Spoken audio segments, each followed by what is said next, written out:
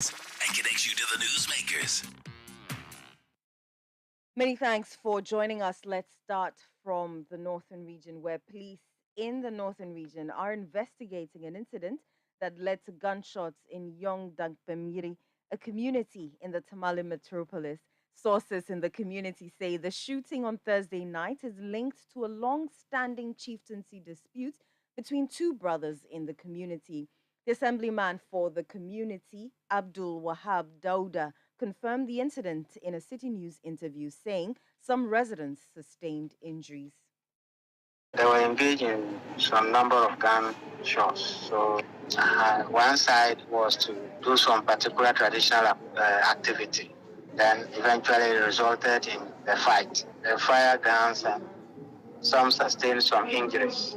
But currently it's calm for now. I don't know what is the next situation. The police came, but I don't know. They came and left. We have Hussein's side and Mohammed's side. So it was his place that they wanted to. And then they designed a new traditional symbol of authority to be given to him as it.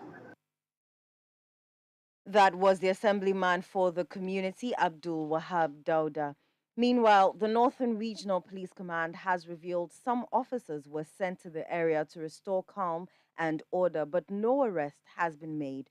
Despite the restoration of calm, residents are still living in fear and socioeconomic activities have slowed down significantly. Young Dakbamili has witnessed some chieftaincy clashes between supporters of two brothers who both claim to be the rightful occupants of the young skin. Both sides have recorded deaths, injuries, and the destruction of property running into several thousands of Ghana cities over the years. Now, government has paid a substantial part of the outstanding coupons of pensioner bondholders after pledging to do so at a meeting between the Finance Ministry and the pensioner bondholders last week Friday. The pensioners late had picketed at the premises of the Finance Ministry for 5 days, demanding the payment of the coupons and outstanding principals. The Finance Ministry then convened a meeting where it promised to pay the outstanding 17 coupons while negotiations continued on the principals. City News checks today reveal that promise has been redeemed with only about 3 coupons now outstanding. However, in an interview with City News, convener for the Pensioner Bondholders Forum, Dr. Edu Anani Entry, says the meeting to discuss the principles is yet to be convened. Payment is in progress. But if nobody has received, then once somebody has that coupon due, and nobody has received, then we are monitoring that. So how many are we confidently saying are outstanding now? I think 3 of them, we haven't seen any payment. Some, there are no indication that some have been paid, especially the last 2, which was due last Monday. The last due Monday one. Nobody has received any alert. Okay. There's another one, so we are still monitoring. What about the principals? We still haven't, and after the principal, we will take a decision during the weekend because we told them, give them up to today to finalize discussion. They haven't even called for the meeting. So meet and that's what to do. That was the convener for the Pensioner Bondholders Forum, Dr. Edu Anani Entry. Stakeholders have reiterated calls for government to ensure that the first tranche of the $3 billion 3-year extended credit facility Ghana secured from the IMF on Wednesday is used judiciously to ensure macroeconomic stability. This comes as Ghana is set to receive an amount of $604 million from the International Monetary Fund today, May 19, 2023.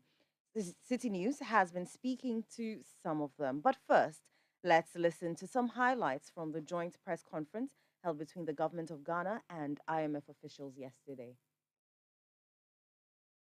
At a joint Ghana IMF press conference on Thursday, the government reiterated that the loan facility agreed by the IMF will not be misused. Finance Minister Ken Ofori-Atta says Ghana's macroeconomic stability will soon be realized, adding that the government is being measured with objectives on returning to the international capital market. What you believe will be a precipitation of our return to the international capital markets. On the issue of borrowing, I mean, the reason for this program is to bring us down to 55% debt to GDP ratio, and that program will hold. Really, in addition to the revenue measures that we saw in the budget and that improving our GRA, that will give us the resources to move forward. Curtailing and managing our expenditures are going to be important. No, there's no rush to go back to international capital markets.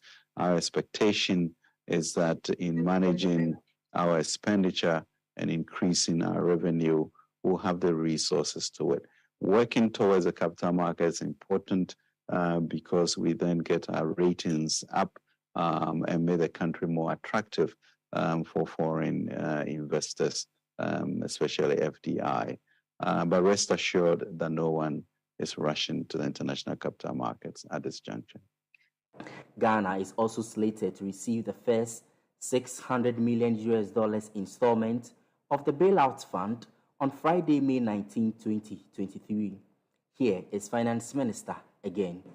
For the question, as Stefan has mentioned, there's a $600 million release. I'm sure I'll be working with him to see whether we can get it by tomorrow.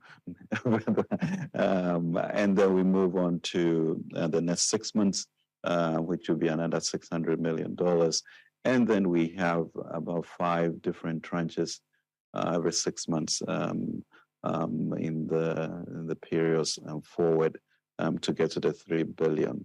With regards to the issue of the negotiations and discussions of commercial and external creditors, we really are, at the beginning of that discussion, and therefore cannot really be specific about what haircuts or how that will end.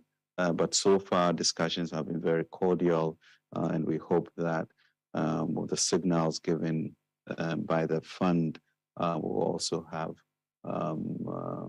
an accommodation that will suit all parties.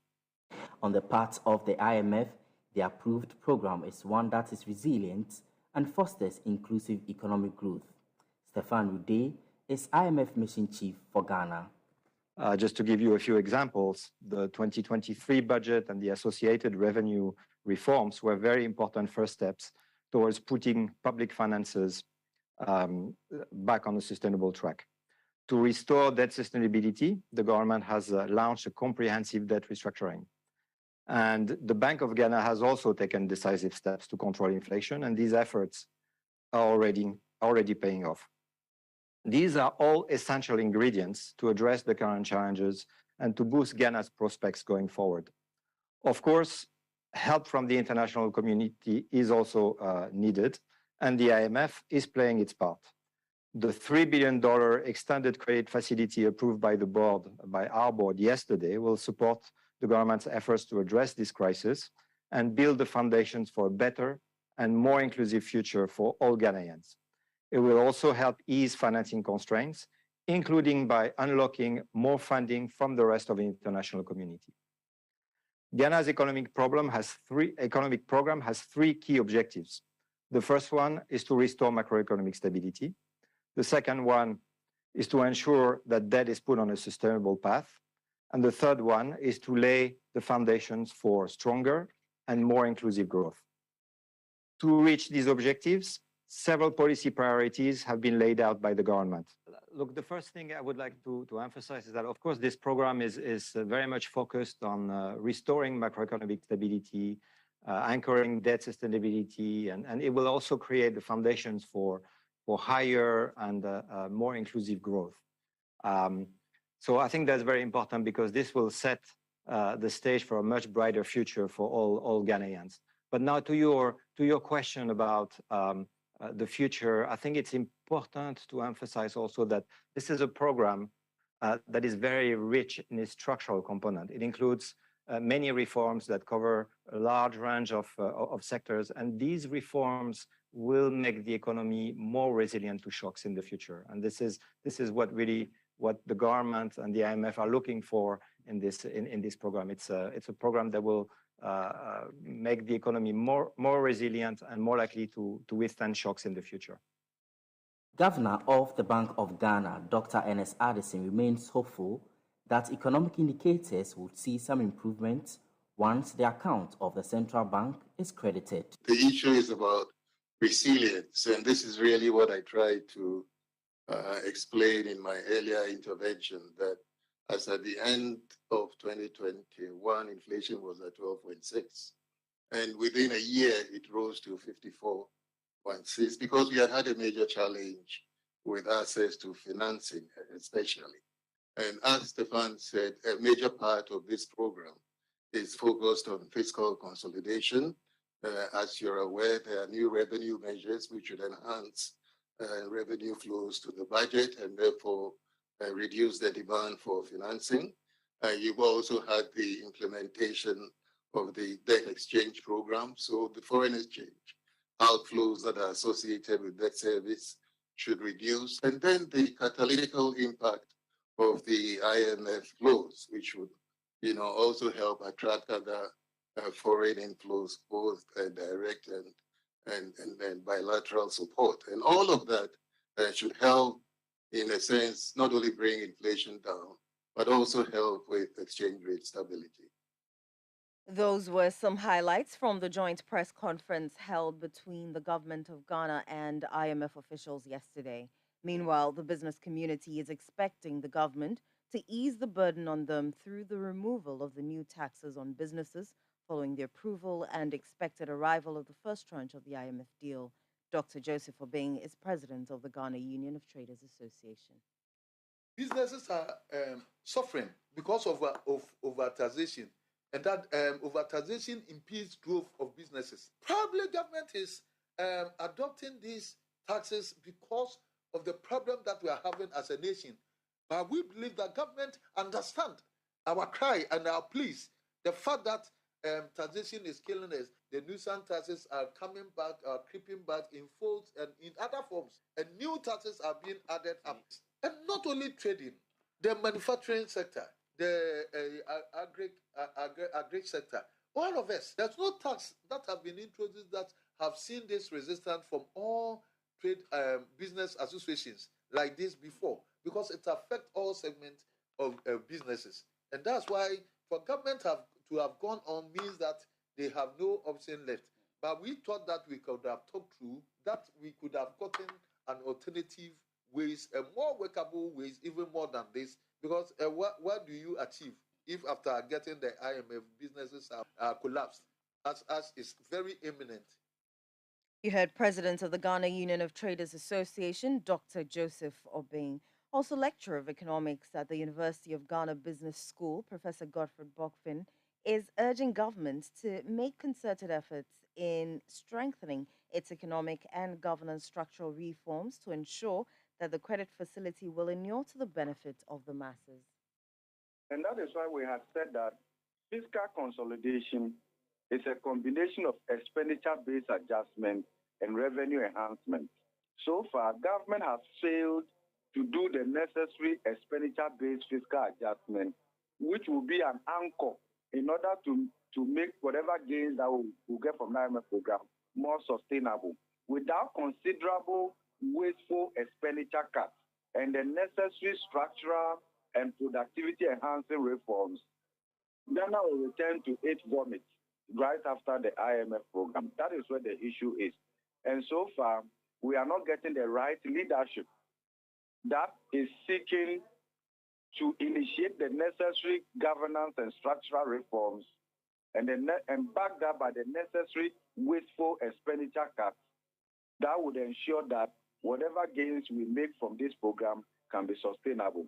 So far, government focus is more tax revenue and punishing creditors through debt restructuring. Professor Godfred Bokpin speaking there. Now, for economist Courage Buti, he believes the IMF supervisory role over government will ensure government does the right thing this time around.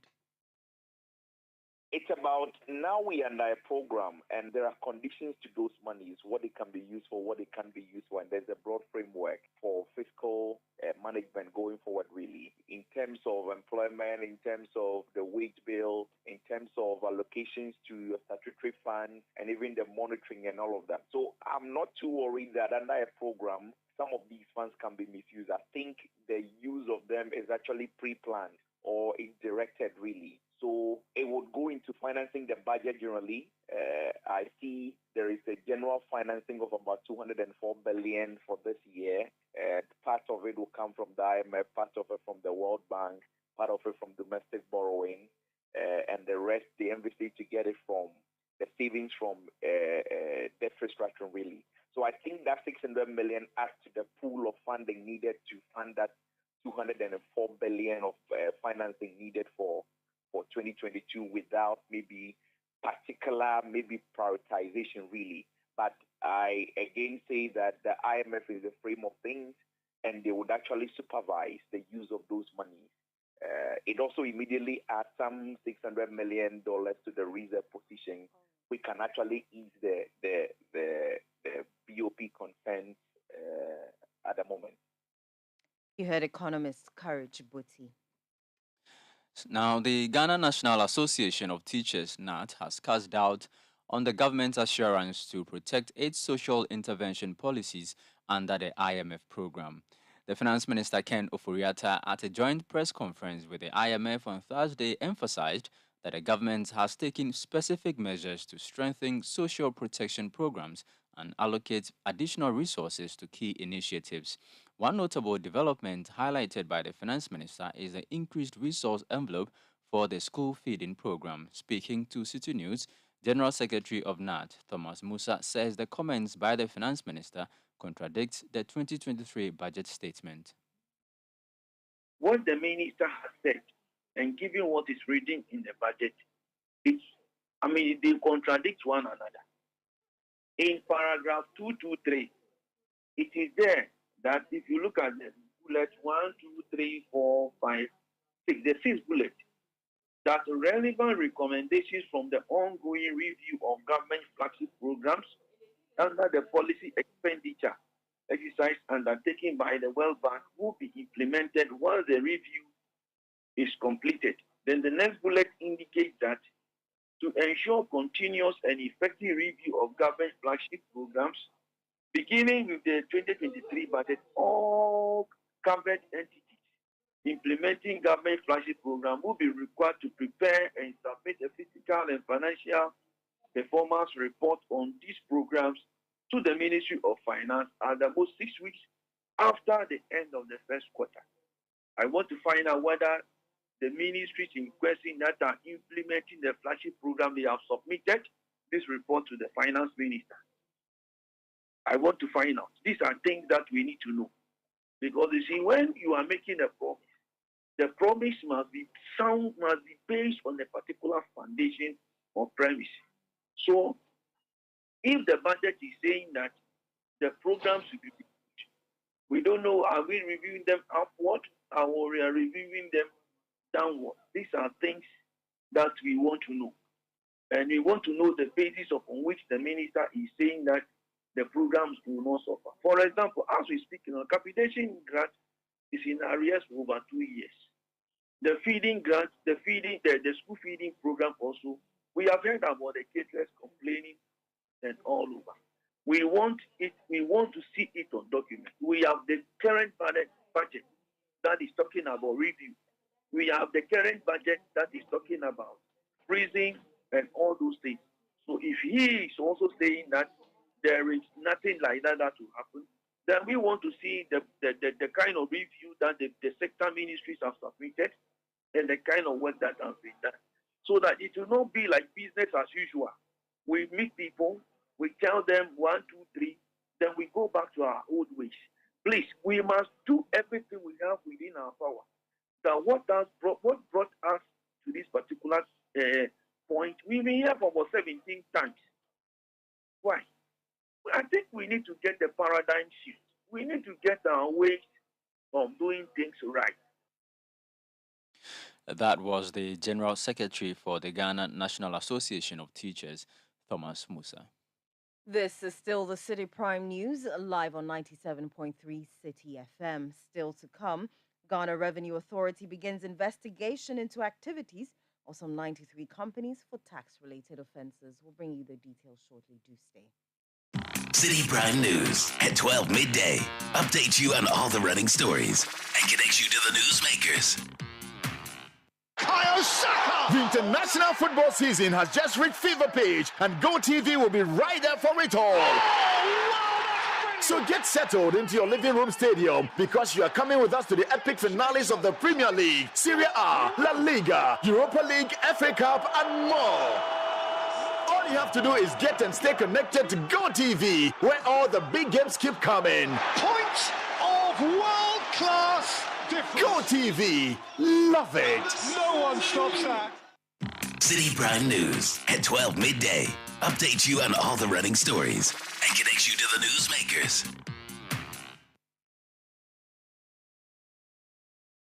You're welcome back. Let's go to issues to deal with the IMF tranche money expected in Ghana. Chona Makpelu, the Greater Accra Regional Chairman of the AGI, has also been speaking. We'll bring you that insert later, but let's do this. The Financial Intelligence Center has revealed that it is collaborating with Interpol and the FBI to investigate people associated with arrested musician Mona Montrage, also known as Hajia for Real. The Ghanaian musician, who doubles as a socialite, is facing charges of fraud in a $2 million romance scam case in the United States of America after she was extradited from the United Kingdom. She's also facing other 6 charges, which she has pleaded not guilty to, in a Manhattan federal court. The Financial and Intelligence Center is therefore appealing to the public to volunteer relevant information on possible financial crimes for them to take the necessary action. His deputy manager at the Financial Intelligence Center, Sean Henry Osei, speaking on a Accra-based radio station, Star FM. There will be some information that they would require from our country or from our law enforcement agency. She's even part of a network. So it means that they already know that a network does exist. So it means that all the parties in that network are being tracked. Obviously, she's not going to be working alone. She's going to be working in a network. The evidence that you hold or you have access to will actually lead you to be able to reach out or to be able to find out who her greater network is. And obviously, if you find who her greater network is, by instinct, you want to look at those people because then they become persons of interest. The assumption or some of the assumptions is that she would have acquired assets or properties. And that is why money laundering cases do not only end at prosecution and conviction, but also includes confiscation of the assets so that we take the profit out of crime. Well, you can report it to the FIC for starters. So you can make a report and send it via mail or actually even bring it personally.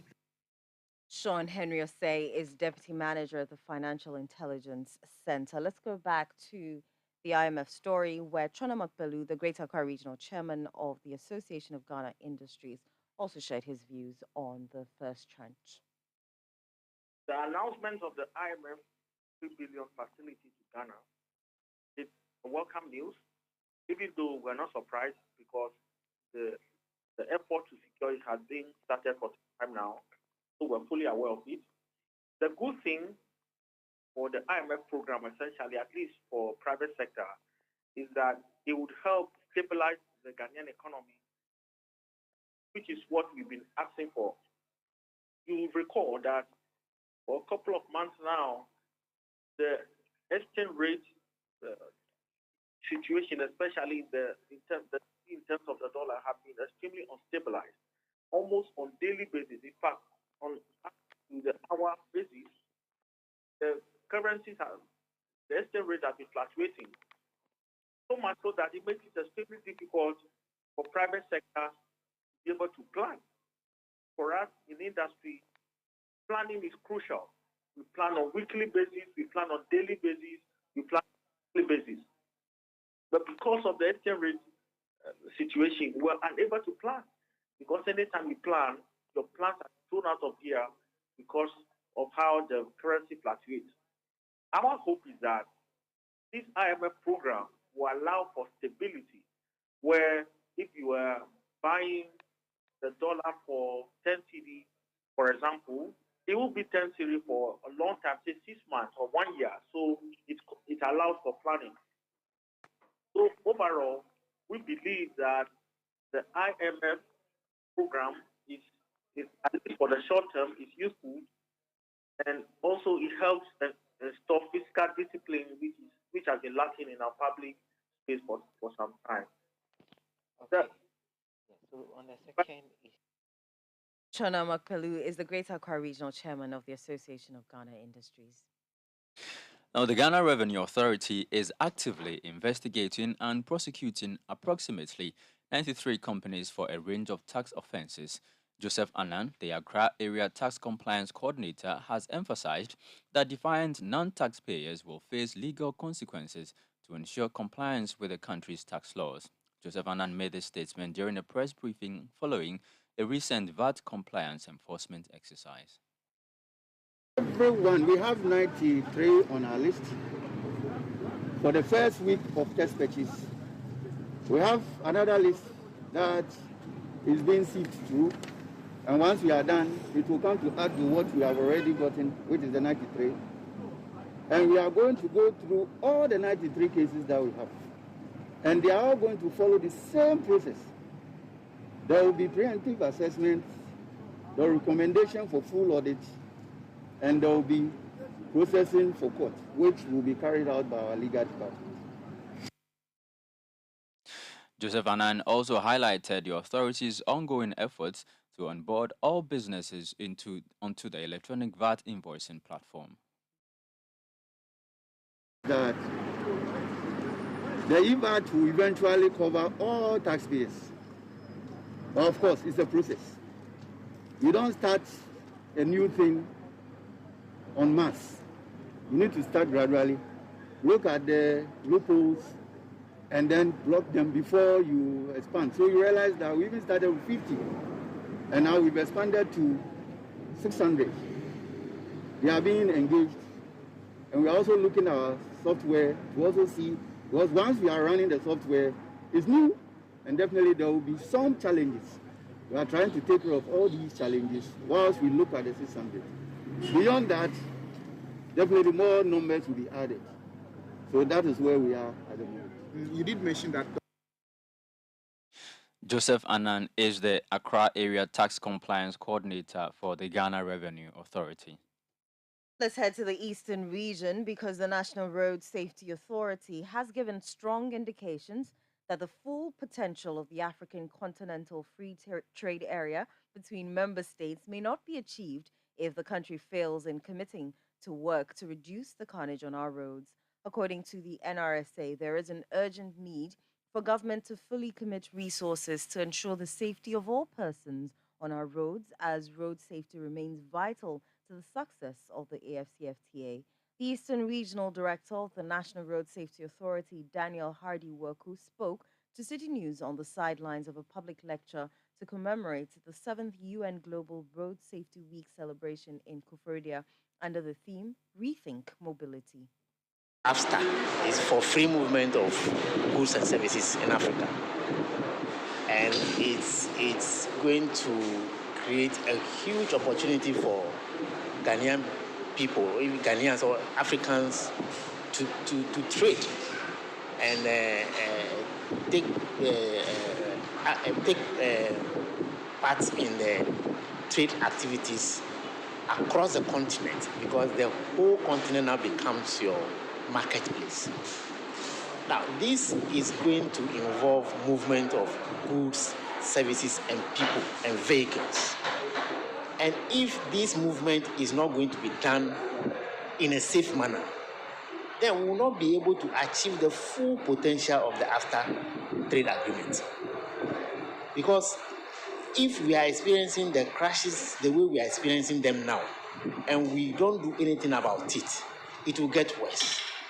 And it will not provide enough or a congenial environment for trade activities to take place. I have a sister.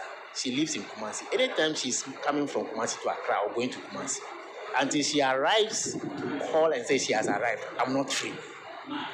That is what is going to happen if people say that they are going for a trade business trip or to go and buy some item here or there, or to send some item to Togo or wherever. If it's not done in a safe manner, then we cannot achieve the full potential of the after trade agreement. Road safety is very, very key to the successful operation of the after trade agreement. You heard the Eastern Regional Director of the National Road Safety Authority, Daniel Hadi Waku. Meanwhile, the Eastern Regional Coordinating Council says all the 33 MMDAs will soon begin pulling down unauthorized billboards and structures at unauthorized intersections.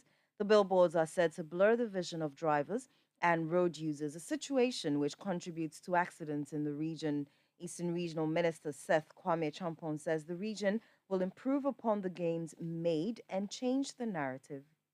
I was encouraged with the participation. I found all stakeholders available, trying to ensure that we observe the United Nations 7th celebration, the week for road safety. Indeed, rethinking our mobility and streets of life. I believe in that statement. The reasons are simple. If you look at the threat of road carnage on human existence, is so mind disturbing. We can only speak to the subject and encourage ourselves and ensure that proper enforcement is brought to bear so that all of us will pay heed to stopping this misbehavior on our corridors. People are asked to travel within a certain speed limit, but because they may be driving a very strong, modern sound vehicle on a very smooth road, and sometimes due to the knockdown of some road signages that instruct us to ride within certain limits, people abuse it. I'm happy that government in its own wisdom is improving the communication unit of the Ghana Police Service and the road safety unit. The Motor Traffic and Transport Department are going to deploy some useful cameras that will assist us in bringing wrongdoers to book. I believe in this project because it will help sanitize the situation for us. Once the situation gets sanitized, in a way, carnage will be reduced.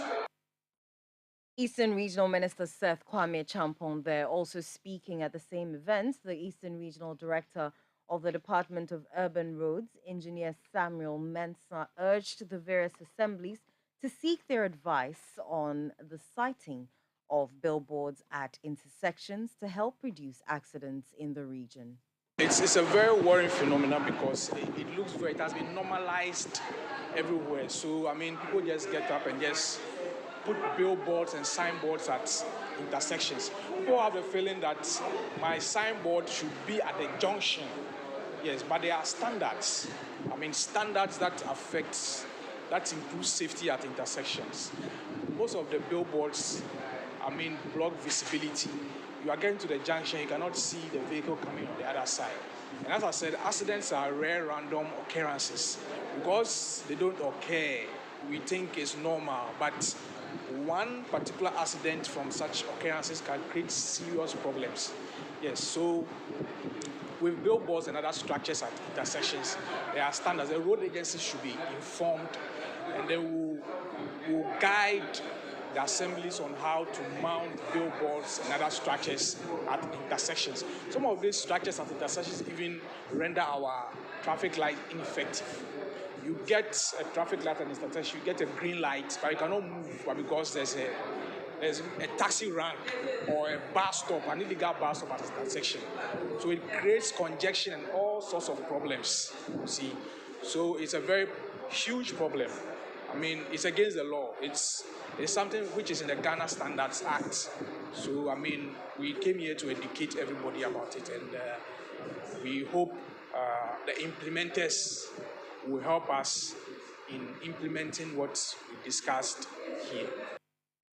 You heard the Eastern Regional Director of the Department of Urban Roads, Engineer Samuel Mensah. Now, in some unfortunate news, a man diesel truck loaded with wood has fallen on a passerby at Masalachi roundabout at Asinfosu in the central region. The truck, which is reported to have fallen on its side, mutilated the body of the deceased beyond recognition. The body has since been deposited at the St. Francis Xavier Hospital in Asinfosu by fire officers who came to the scene. The police have begun searching for the relatives of the deceased while investigations continue. Now, the Northern Electricity Distribution Company has, for the second time this month, disconnected power supply to St. Anne's Hospital at Damongo in the Savannah region.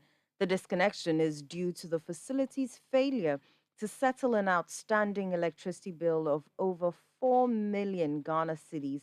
Consequently, the OPD and administration blocks of the hospital have also been closed down. Let's go over the phone lines and speak to our Savannah regional correspondent, Richard Fogo, to understand what is going on. Richard, thanks for joining us. Describe to us the community that the St. Anne's Hospital serves. Thank you very much for speaking to me. The St. Anne's Hospital serves the entirety of the West Gunja municipality, which is, and Damongo is the regional capital. So that hospital serves as the municipal hospital for the municipality.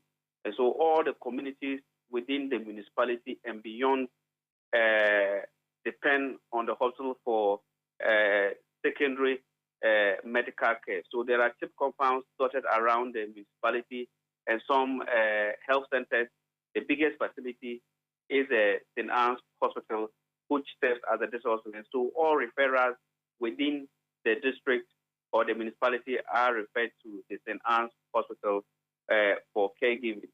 There are also communities that also depend on the hospital. If you go to, say, North Gunja, which is a Daboya district, that the hospital there is quite small and do not have the abilities of the St. Anne's Hospital in Damongo. So there are times that they also refer cases or communities that are closer to Damongo, even from that district, also relying on the St. Anne's Hospital for treatment. So it is a very important medical facility in the Savannah region. Until recently, it was a referral center for many hospitals, even including the Bole Hospital. Of course, now the Sola also recently got a hospital. Until then, they were also referring to the St. Anne's Hospital. So it's a very important health facility for the entirety of the Savannah region. So, with the shutdown of the OPD and administration blocks, what will be the impact on all these communities that you've mentioned? Yeah, the impact is that the hospital is unable to see new patients because, according to the hospital authority, their billing system and everything works on electricity. So once the OPD do not have electricity, they are not even able to power to be able to see the medical records of their clients who have visited the hospital before and are coming either for review or have fallen sick again and it's coming because everything in the hospital is digital. So they rely on electricity to power their computers to be able to monitor all of that.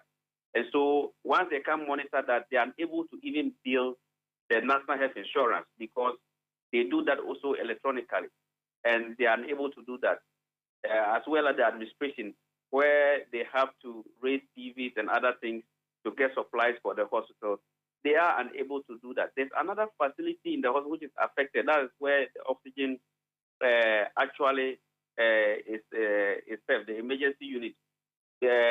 So the hospital is having to refer patients that were on at the hospital taking oxygen to Tamale because the oxygen need power to be able to function the way they should function.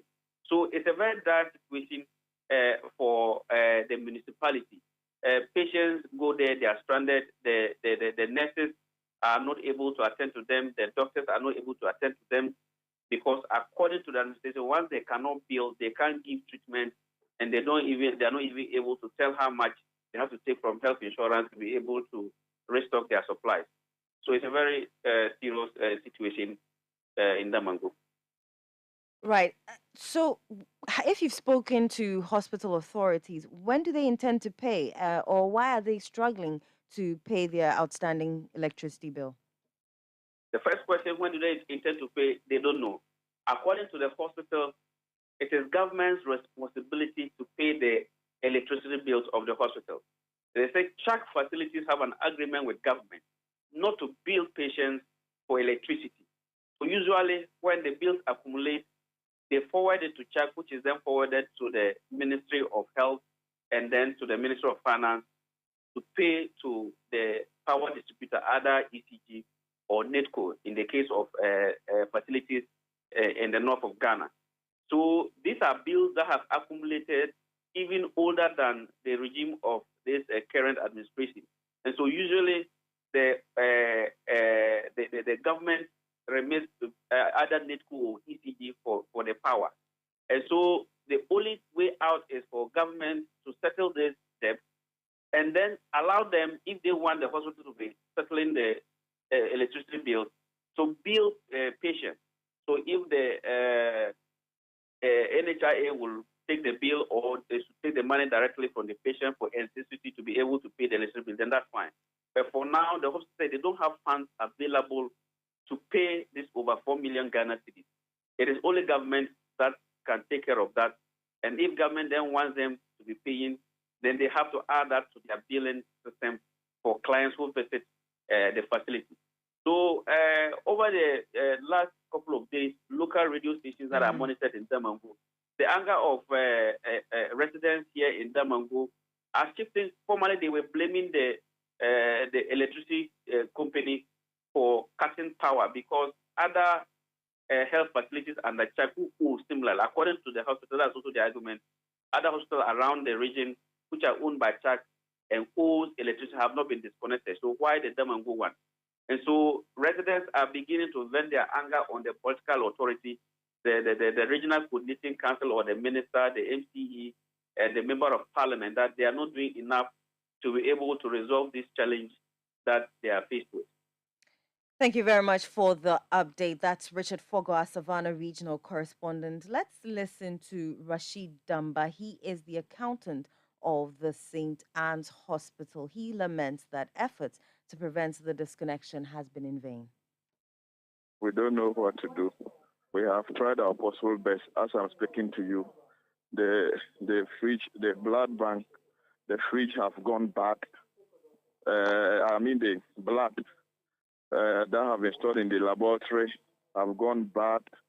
A whole lot of system in the hospital now have come to a halt, and it is a challenge for us. We have followed the manager at the office there, and we tried our possible best to see how.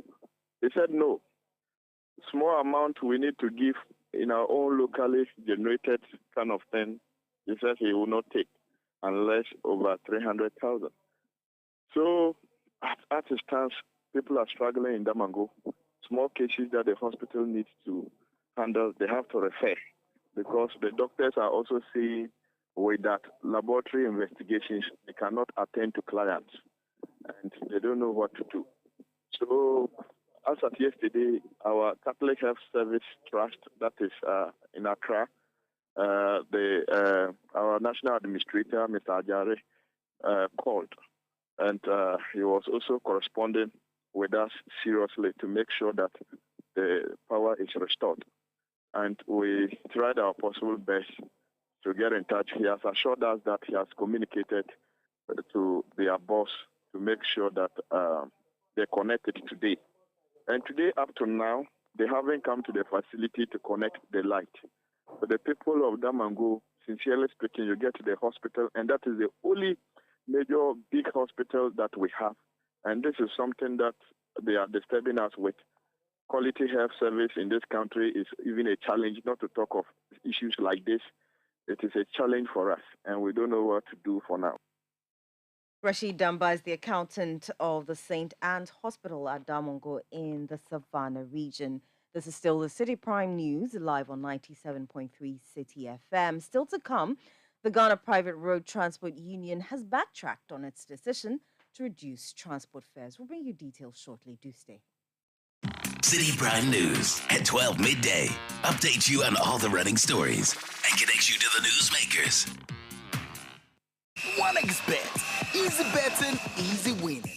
1xBet, reliable bookmaker that offers you a huge range of bonuses, great odds, and many chances to win. Register now on 1xBet.com.gh and use promo code PLAY1 to get 300% bonus up to 3,445 Ghana cedis on your first deposit. 1xBet gives you more. Gambling can be addictive. Bet responsibly. Not for person under 18 years. This advertisement has been vetted and approved by the Gaming Commission.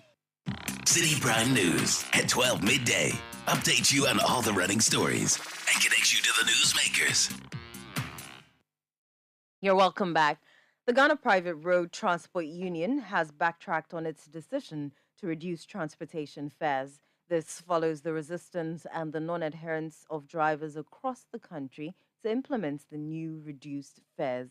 The leadership of the GPRTU at the beginning of the week announced a 10% reduction in fares, which was supposed to take effect on Wednesday. But speaking to City News, the Industrial Relations Officer of the GPRTU, Abbas Imoro, appealed to the public to continue paying the old fares until their leadership convenes a meeting to determine the way forward. That there was a problem with the communique which came out with the reduction of 10%. So we said there should be ceasefire. We are pleading with the general public. The passengers should continue with the old fare. The drivers should also continue with the old fare. So Monday, that our leadership will speak. Then we look at the solution to the existing problems. There was a missing link somewhere which led to the 10% communique which came out earlier.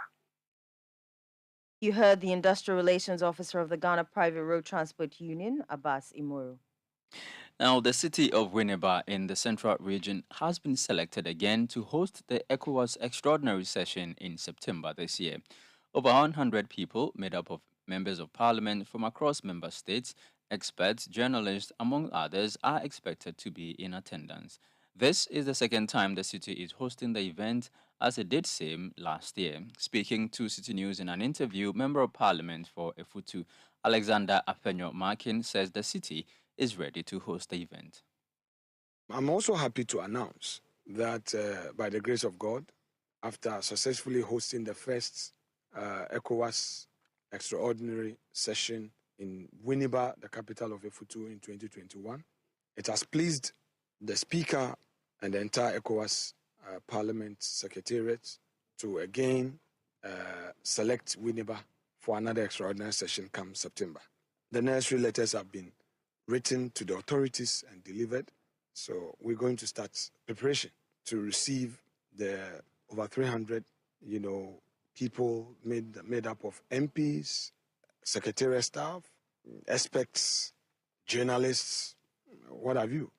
We have the hotels, we have the facilities, and we have the necessary security infrastructure to host them and to have an incident-free program. Winneba is just an hour away from Accra by road. If there's traffic, maybe 1.5 hours. So it is nothing out of reach to have our parliamentarians moving out of the heat of the capital to come to Winneba. Alexander Appenyo-Markin is Member of Parliament for Efutu. The Ga West Municipal Assembly says in a bid to keep the municipality clean, it will auction animals found moving haphazardly around the principal streets of the area. The Assembly contends that this action forms part of sanctions which will be meted out to livestock owners who fail to handle their animals well. Speaking to City News, Municipal Chief Executive for Ga West, Clement Wilkinson, noted that the Assembly has over 10 animals in its possession, which will soon be auctioned. We have the bylaws, and those bylaws direct us what to do. And I'm in level 700. Let me use the word level 700 because I'm in 7 years now in the office. And looking at it, my first year, I decision that when you enter into the communities, you see those strange animals go around destroying people's property and all those things. But I took a decision that I was not going to allow those to happen again. So we started arresting the animals. Somebody will ask you, how do you arrest animals?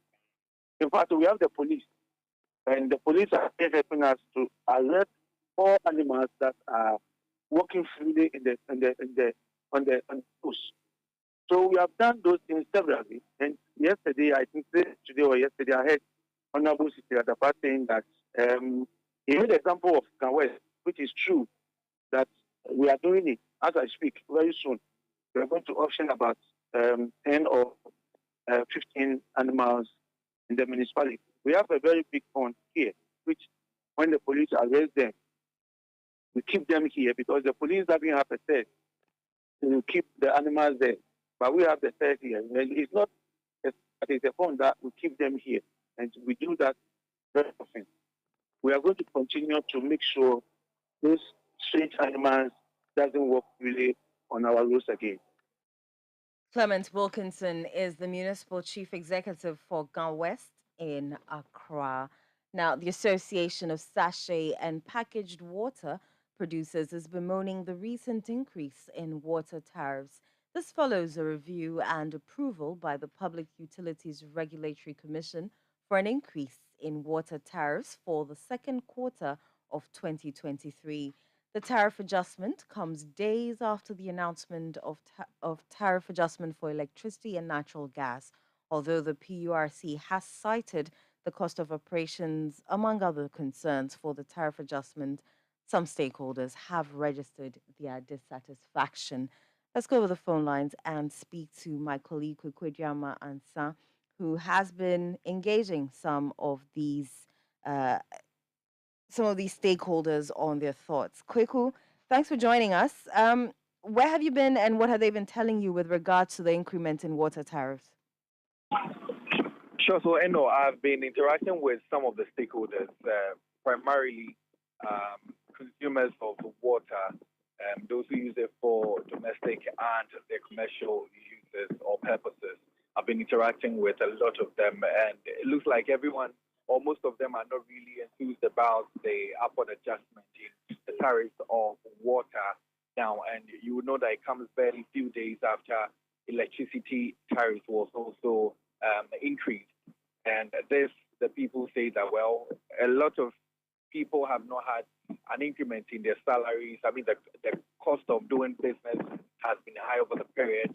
And also a number of factors that they think that should not have called for an upward adjustment in tariffs, even in the first place. But we know that the PURC has been explaining the reasons why this adjustment has come about, namely the fact that the cost of doing business is also impacting negatively on the distributors of water and also electricity providers. And so there is the need for them to increase their fees so that we can have some sort of quality with regard to the service that they render to their customers or their consumers. But, you know, a number of them are not too happy about it.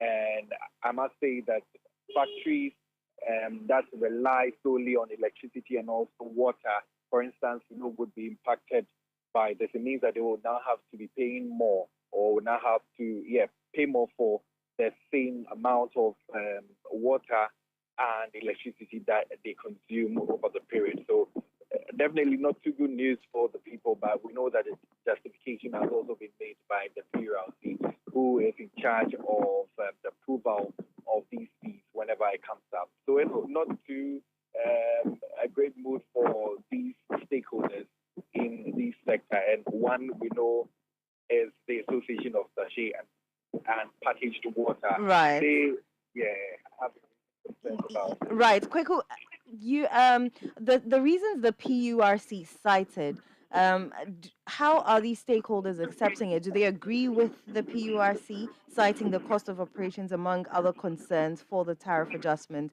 And how are the stakeholders adjusting themselves to ready themselves to pay come June 1? Sure. So some of them say that, well, it is true that we all know how, dire the situation has been when people want to do business and all of that. So truly, the cost of doing business has gone up. But they say that it has not just gone up for the service providers, but also for them, because they also do businesses. They also use it at home and for other purposes. So if we are to go by the cost of doing business going up high, then it means that they should also be, in this situation, it means that they are going to be disadvantaged. So they are not too happy with this reason. But for most of them, they say that the only thing they can do if they are into businesses, then they would have to also increase the price of the things that they sell. Very well. Thank you very much, Kweku, for that update. Kweku Diamansa is my colleague here in the newsroom. Let's listen to the president for the Association of Sachet and Packaged Water, Magnus Nunu. Well, it's the timing is the problem. We had an increment in February, and we were thinking that was enough, but it's quite huge. We're paying associate water producers 4.8 per cubic meter, and it went to 18, and that was an awful percentage jump. And then from 18, it's now going to go to 2 Ghana cedis per cubic meter within a space of 4 months. I don't know what, but as a businessman, I'm wondering how you can plan with this, right? On 12, when it's in January per cubic meter, and then come June 1, you are going to go to 22 Ghana cedis cubic meter. if you do the math, about 80% jump, which comes through your cost figures out of actually. You heard the president for the Association of Sachet and Packaged Water, Magnus Nunu. And that's how we end today's edition of the Citi Prime News, which has been live from our studio here in Adabraka in Accra. I am Inusaf when I was here with Charles Osukumi. For more news, log on to our website, citynewsroom.com. Up next is the business news. Thanks for tuning in and enjoy your weekend. City 97.3. More variety.